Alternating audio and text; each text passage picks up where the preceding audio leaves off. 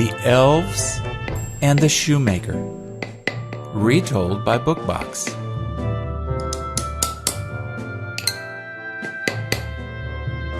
Although Peter Shoemaker worked hard and was kind to everyone in the village, he could never earn enough money making shoes. On this particularly cold and snowy day, all he had left in his workroom was enough leather to make one last pair of shoes. That evening, Peter carefully cut up his precious leather and laid it aside for the morning, when he would sew them together. The sun rose the next morning, and Peter was ready to start work. But to his great surprise, an exquisitely crafted pair of shoes sat on his work table. "What magic!" said Cecilia, his wife. They quickly put the shoes in the shop window, for the holiday shopping season had just begun. As luck would have it, the shoes fitted the finicky Mrs. Sniggins perfectly, and she paid a generous sum for the fine fit. With the money, Peter went to buy more leather, enough for 2 more pairs.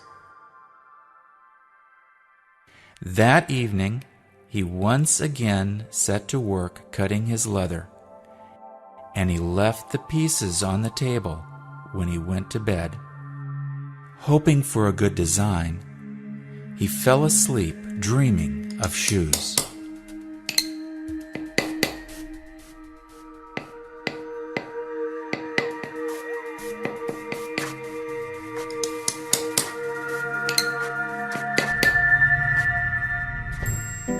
When he awoke early the next morning, he again found 2 finely crafted pairs of shoes before his eyes. Customers bought these up quickly, for they were masterpieces. Now Peter could buy enough leather for 4 pairs of shoes. This magical business went on for some time, and Shoemaker's name became well known for the finest shoes in town. These days, life was much better for Peter and Cecilia. One day, Cecilia said, "I wonder who's been helping us so much." Peter announced, "Tonight, we will hide in the workshop and see what goes on there." And so they did. At exactly midnight, 2 tiny elves tiptoed in and began to work, swiftly making the fine shoes. They were shabbily dressed and weren't even wearing shoes themselves. Before daybreak, they had already dashed off, leaving several pairs of shoes ready for sale that day. Peter and Cecilia were grateful to these little elves and worried about them working so hard in such cold weather. So Peter set to work making 2 tiny pairs of shoes, and Cecilia stitched 2 warm sets of clothing for each of them.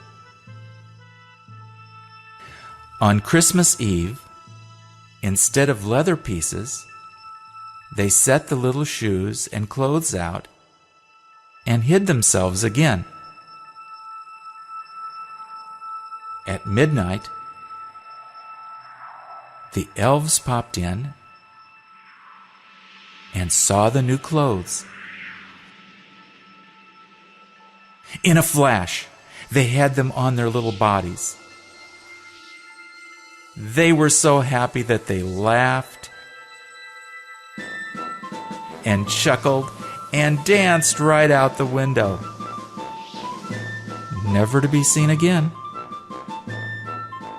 Peter continued making shoes every day, and he and Cecilia lived a very happy and contented life for many years, as did the elves.